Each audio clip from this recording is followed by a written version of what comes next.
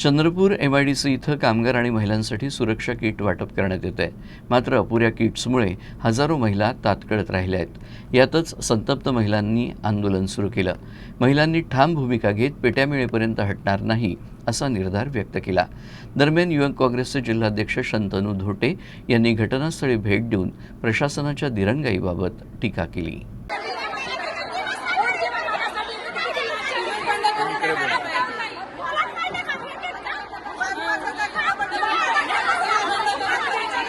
आज इथं उपस्थित सर्व कामगार, इथं उपस्थित सर्व महिला, इथं उपस्थित सर्व वर्ग यांच्या पाठीशी राहून जोपर्यंत इथं भेटणार नाही या लोकांना तोपर्यंत आम्ही इथं उपस्थित राहणार आहोत।